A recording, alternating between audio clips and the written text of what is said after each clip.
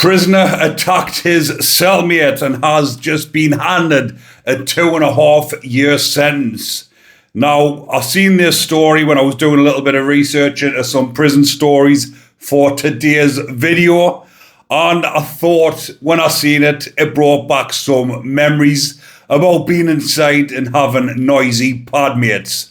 Now, this story is very familiar inside of prison when padmates are getting battered for being too noisy and not being being inconsiderate, should I say. Get me words a bit twisted up there a little bit, people, but never mind. So, Charlie Harris in HMP Norwich, he was serving a 27-month sentence, and the sentence that he's had added on top is the same as well, a little bit more. He's now been given 2.5 years on top of his already existing sentence because of his noisy padmate. Now, he did leave him with some very serious wounds, and more times than often, these offences that are committed inside a prison when padmates get battered, a lot of the times, like I've just said, because they're their own fault, they're inconsiderate. When you're in a when you're in a pad trying to get your head down and you've got your padmate in there up all night, telly on, banging on, shitting during the night, disturbing your sleep. Everybody knows how bad it is when you don't get your sleep out. When you're in prison, you're stressed out anyways. When you've got court cases coming up, parole hearings or whatever else. And then during the night, there's any amounts of fights I've witnessed inside a prison because of this. When inmates are disturbing other prisoners during the night, it is one of the cardinal sins inside a prison. It is one of the do nots. Do not disturb your padmate when he's trying to sleep. So Charlie Harris's padmate obviously done it one too many times. And Charlie Harris, the attack actually happened at 6:50 a.m. in the morning. So whether or not his padmate's getting up early, maybe he's an early bird, put the telly on, he's trying to get to sleep. He's probably had him up all night.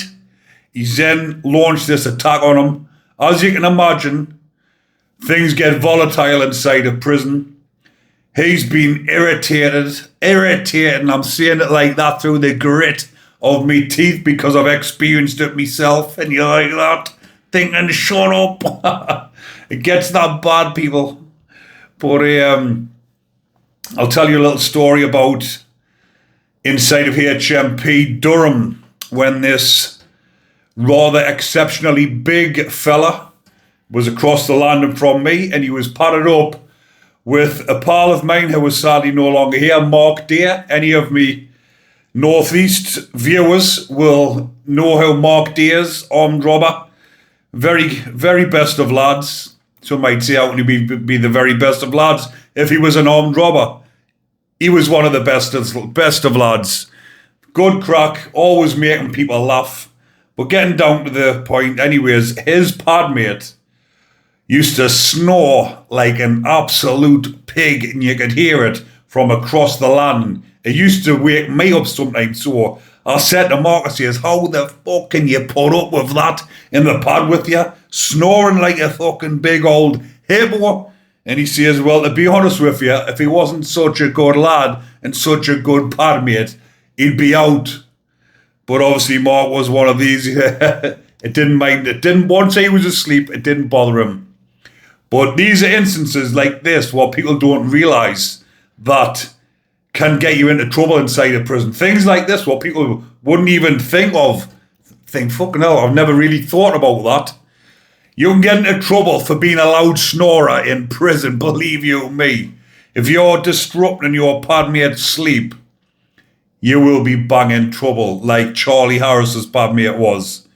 But like, getting back to that story, he did, in the morning, when they've seen his injuries, he did try to say that he's fell out of bed, but they've seen that there was marks on both sides of his face, and they said, well, When he seen the nurse said, if you'd fell out of bed, landed on that side, how come that side as well? So he's obviously been on top of him, giving him a good old beating. And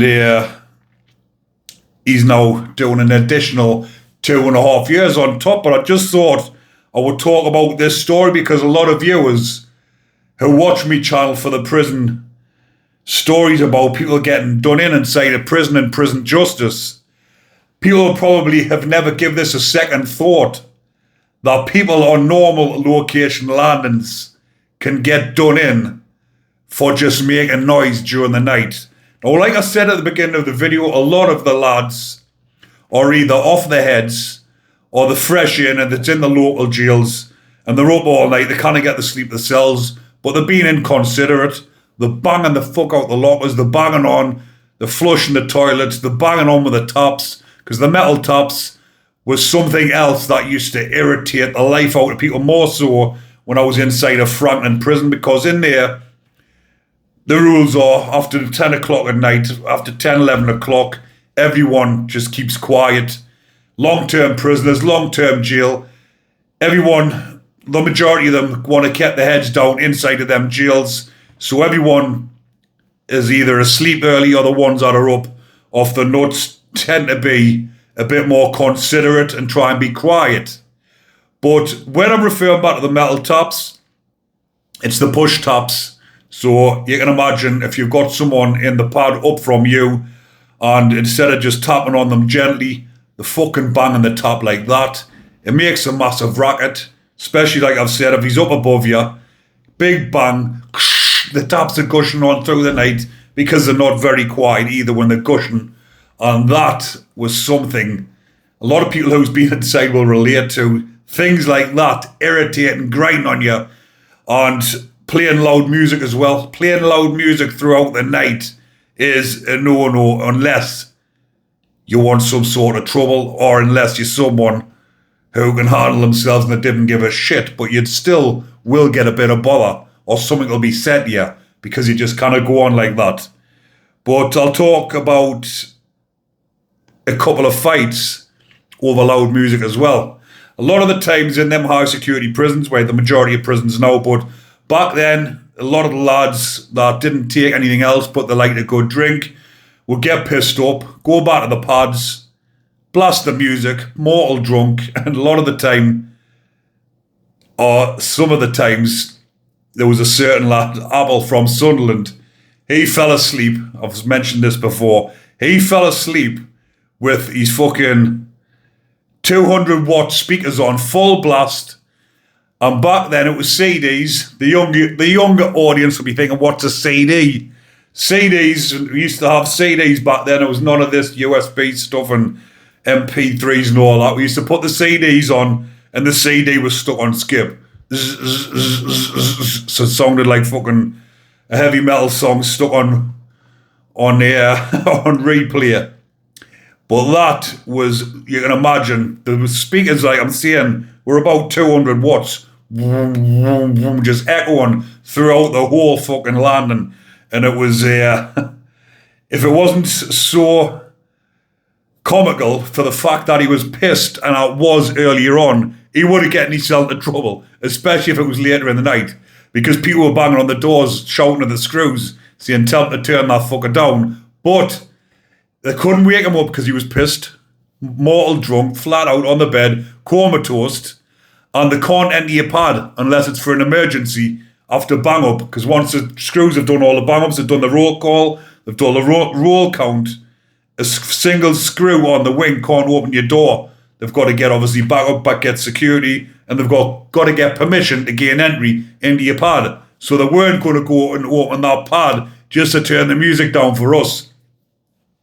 But those are the scenarios, and that's why I had a little bit of a chuckle, as you can see by the expression on my face when I was telling that story. Not a chuckle for the fella that got battered, but again, if he's been inconsiderate and you can't get to sleep during the fucking night because someone is keeping you awake, then you're entitled to give them a bit of a flap to shut them up. But obviously Charlie Harris has maybe went a bit far, lost his temper because it's went on. Instead, sometimes in prison, If you just nip it in the bud straight away, either say, listen, get him out of the pod, which I've done previously. I've said, get this fucker out of the pod, do me nothing, can't handle him in the pod, something's going to happen if you don't get him out.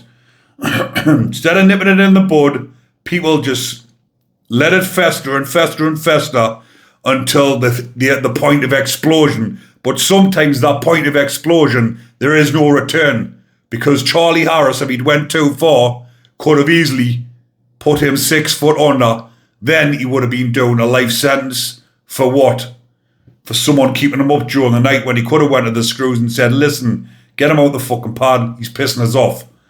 So I thought I would bring that to your attention. People, just let you have a little bit of insider look into what happens inside a prison when someone disturbs your sleep. But like I said, this would be in the papers every single day if the padmates, obviously the majority of lads inside a prison who get battered, don't grass. They won't say nothing to the screws, so the majority of it goes unnoticed. Although there is a big percentage, for the ones that have never been to prison, you will not believe how many grasses there are inside a prison, or something happens and the grass. Obviously, it's the biggest sin, grassing, especially inside a prison. But believe you me, it actually happens a lot more than what people would think. But I'll leave that one there for now, people. Hopefully you are still enjoying the content. And if you are, remember to comment, like and subscribe. Stay tuned, because there will be more videos uploading soon. And remember to hit that notification bell so you don't miss another video.